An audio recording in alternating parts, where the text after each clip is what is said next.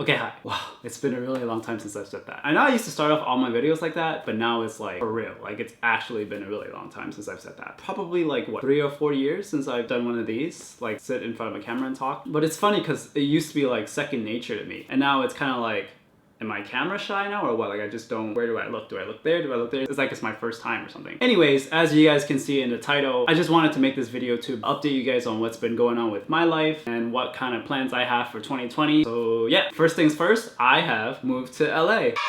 Even though it's been like a month since I've been here, over a month. By student at Davis standards, that's pretty good. If anything, it's really early. Could have been like 3 months later, you know. Anyways, I'm super excited to be here because it's pretty much been like a childhood dream of mine to live in LA, and you know, that's kind of weird, but can't let your dreams be memes. Sort of like a huge chapter in my life that I've been waiting to get to for a really long time. Sometimes I don't even believe it. It's like I wake up here and I'm like, oh crap, I'm really in LA. And it's been like a month. Sometimes I still feel that way, so yeah. And two, I am super excited to be making YouTube videos again. And I know I've made like a million comebacks in the past, but this time it's for real because of 2 reasons. The first reason is that Jessica is making her own YouTube channel. So, you know, if Jessica is going to be a YouTuber, then Student Davis got no choice but to come back. And two, I'm actually here in LA right now. So what else am I going to do? Like, I don't think people in LA do anything besides make YouTube videos and post on Instagram anyways. You know I'm not lying because there's all this sun around me, right? They're so bright and white. It's like heaven in here. But you guys know LA is like the opposite of heaven. Like if heaven smelled like urine or something, then maybe. Alright, so let's see what happened with my life since the last time we talked, which was like 10 years ago. Oh, I guess the newest thing is that I had braces. Like if you guys followed me on Instagram, you could see that I was like complaining about braces for a little bit, but I got them off 2 months ago. I got them on earlier in the year, either February or March. I think February. So they were only on for like 8 months. It was like a pretty quick thing, but oh my god, it's like the worst 8 months of my life. I have like newfound respect for people who had braces for like 3, 4, 5 years. I don't know how you guys did it. I wanted to cry every day. I cried every other day. Couldn't eat anything. It just made my lips even bigger. My lips couldn't afford to get any bigger and they did. Anyways, the reason I got them was that my teeth shifted. So I used to have Invisalign back in 2015. So if you guys watch my really old videos from like 2008 up until like 2015, I had like really messed up teeth, and then I got Invisalign for like a year and a half, and then they were a little better, and then I didn't wear my retainer so they got messed up again, so I ended up getting braces again. I didn't like my smile, and I still kind of don't. That's a story for another day. But the moral of the story, guys, is if you don't want to suffer multiple times, just wear your retainer. Don't be like me, wear your retainer. In fact, I should be wearing my retainer right now, but I'm not. I haven't learned anything. But yeah, I hated every moment of it. I heard some people say that they missed their braces when they took it off. Like,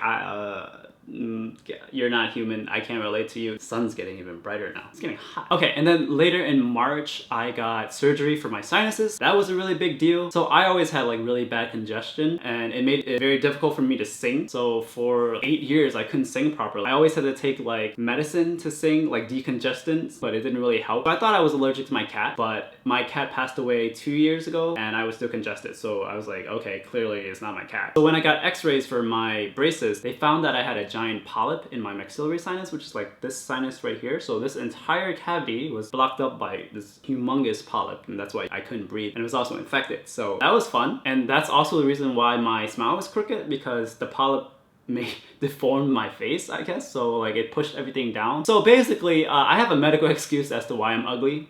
So yeah, I had surgery to remove that. It was actually pretty terrible. And while they were doing that, I also got a septoplasty. This is called the septum. And I had a deviated septum, which was like a crooked septum, so they just made it straight. It sounds like a nose job, but it's not. Although I wouldn't have minded if they just snuck in a nose job while I was under, because that would have been nice. 2 birds with 1 stone, you know what I'm saying? But yeah, the recovery was really bad. I had like these things that were stuck in my nose for like 4 days that I had to pull out myself. It was not fun. I'm not even gonna show you guys pictures because it was terrible, but hey, I can breathe now. The moral of this story is that being vain actually pays off. They told me that if the polyp got any bigger, I could have went blind on my right eye. Alright, what else? Jeez, it's been so long. Oh yeah, I don't even remember when, but I got laser hair removal on my face. If you compare me to like me back then, I always had like a permanent mustache that never went away. Even at 9 a.m. I had like a 5 o'clock shadow. So I got laser hair removal to get rid of all of that, which was also very painful, and I had to go like 10, 11 times, but it was definitely worth it. So if you've never had laser hair removal, it's basically a laser that zaps your hair follicles off. You can actually smell your hair burning afterwards. It's really gross, and then you get like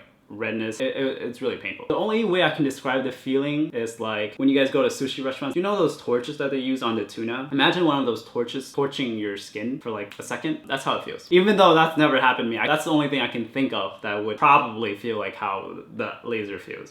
And like,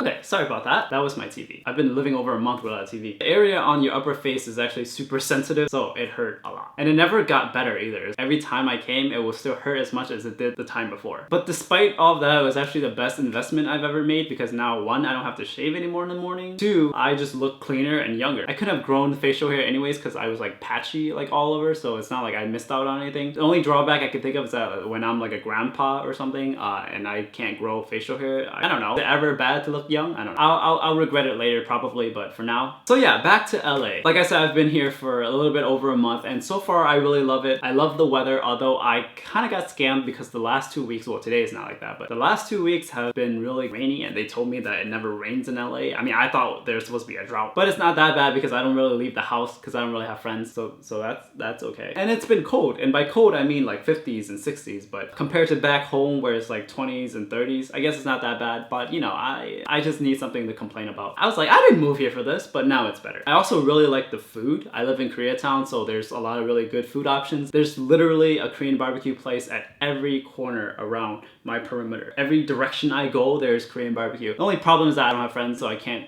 go.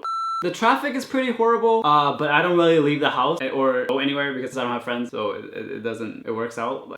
Another bad thing is that rent is super expensive here. I live by myself because I don't have friends, so I don't have roommates to split the rent with. So it's kind of a lot, but it's LA, so it's whatever, right? I feel like you can't choose to move to LA and then complain about high rent because you did it to yourself. On the plus side, I get the whole place to myself and I can decorate it however I want, so that's good. I'm still settling in, so I can't give you guys an apartment tour yet, but I do plan on making one of those. I have most of my things, but it's not fully decorated, except like all my Jessica posters that are like above my headboard, because you know, we got priorities. Once everything's ready, I'll definitely make an apartment tour because those are fun. But yeah, if there is one thing I learned from moving across the country from New York to LA is that bring your stuff. Even if it's expensive to ship everything, you should bring it because it's still gonna be cheaper than buying everything over. When I got here and I had to buy literally everything like dish soap, measuring tapes and screws and stuff like that, it was just like a lot. Like everything just started adding up and I'm just like, what the heck? So yeah, bring your stuff. Now as far as YouTube goes, I have a plan, but I do want to hear your thoughts on the future of this channel. I'm thinking about moving all my K-pop stuff to my secondary channel, which is still not K-pop. Or should I do it here? I don't know. What do you guys think? I'm still trying to figure out what makes sense. I have until like the end of the year to figure it out because, you know, 2020, new year, new me. I'm also definitely starting a cooking channel with a very unique and creative name.